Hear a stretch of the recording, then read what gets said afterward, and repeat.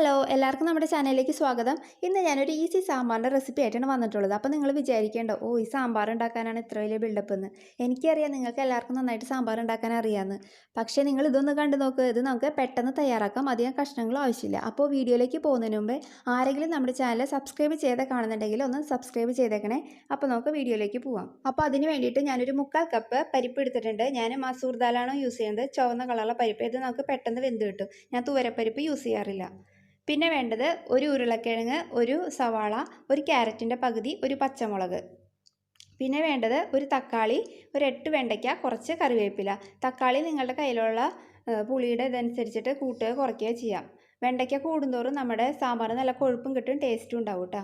പിന്നെ വേണ്ടത് ഒരു ലെമൺ സൈസ് പുളി എടുത്തിട്ട് ഒരു 1.5 കപ്പ് വെള്ളത്തിൽ ഞാൻ കുതിരാൻ വെച്ചിട്ടുണ്ട്. അതൊന്ന് കുതിർന്ന് വരുമ്പോഴത്തേക്ക് നമുക്ക് അരിച്ചെടുക്കാം. പിന്നെ നമ്മുടെ പരിപ്പ് ഞാനിവിടെ നന്നായിട്ട് കഴുകിയെടുത്ത് വന്നിട്ടുണ്ട്. ഇനി അത് നമുക്ക് കുക്കറിലേക്ക് ചേർത്ത് കൊടുക്കാം. നമ്മുടെ പരിപ്പെല്ലാം കുക്കറിലേക്ക് ചേർത്തിട്ടുണ്ട്. ഇനി നമ്മൾ അതിലേക്ക് നമ്മൾ നേരത്തെ വാഷ് ചെയ്ത് കട്ട് ചെയ്ത് വെച്ചിട്ടുള്ള സവാള, പച്ചമുളക്, ഉരുളക്കിഴങ്ങ്, ക്യാരറ്റ് ഇത്രയും അതിനകത്തേക്ക് ചേർത്ത് കൊടുത്തു. അതിനുശേഷം അതിലേക്ക് കുറച്ച് ഉപ്പിട്ട് കൊടുത്തു. പിന്നെ ഒരു 1/4 ടീസ്പൂണോളം മഞ്ഞൾപ്പൊടി, പിന്നെ കുറച്ച് കായം ഇത്ര ഇട്ട് കൊടുത്തതിന് ശേഷം നന്നായിട്ട് ഇളക്കുക. അതിനുശേഷം കുറച്ച് വെള്ളം ഒഴിച്ചിട്ട് ഇതൊന്ന് വേവിക്കാൻ വയ്ക്കുക. ഞാൻ ഇത് തിളച്ച് വന്നതിന് ശേഷം ഇതിൻ്റെ മൂടി വെച്ച് വേവിക്കാറുള്ളൂ കേട്ടോ. അതും ഒരു വിസലിനെ വേവിക്കാറുള്ളൂ.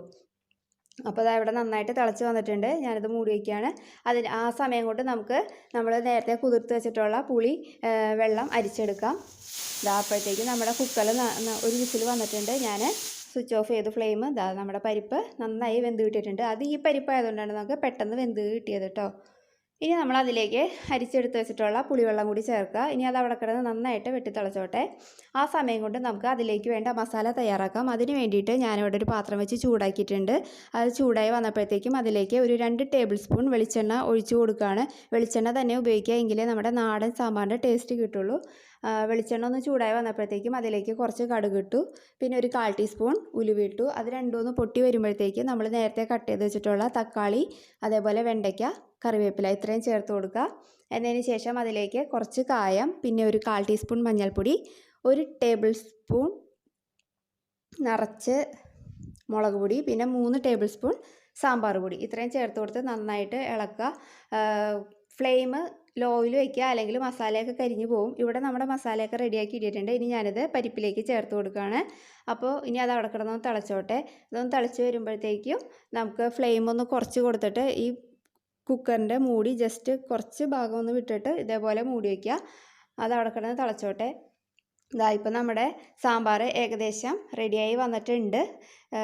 ഇത് ഇവിടെ ഈ ലൈറ്റിൻ്റെ പ്രോബ്ലം കൊണ്ടാണ് ഇതിൻ്റെ കളർ ശരിക്കും അറിയാൻ പറ്റാത്തത്. അപ്പോൾ ഞാൻ ഈ പാകത്തിനാണ് എടുക്കുന്നത്. ഇത് ഇനി ഇരുന്ന് കഴിയുമ്പോഴത്തേക്കും നന്നായിട്ട് കുറുകി വരികയും ചെയ്യും, നല്ല കളറും കിട്ടുകയും ചെയ്യും കേട്ടോ. അപ്പോൾ ഞാനിത് ഓഫ് ചെയ്യാണ്. വേറൊരു പാത്രം വെച്ച് ഞാനത് മൂടി വെച്ചു. അതിൻ്റെ ഫ്ലേവേഴ്സൊക്കെ അതിൽ തന്നെ ഇറങ്ങിക്കോട്ടെ എന്ന് വെച്ചിട്ട്. ഇനി ഞാനിത് ഉച്ചയ്ക്ക് എടുക്കണുള്ളൂ. അപ്പോൾ ഉച്ചയ്ക്ക് എടുത്തപ്പോൾ ഇതാണ് നമ്മുടെ സാമ്പാർ. അപ്പോൾ എല്ലാവർക്കും നമ്മുടെ സാമ്പാർ റെസിപ്പി ഇഷ്ടമായെന്ന് വിചാരിക്കുന്നു.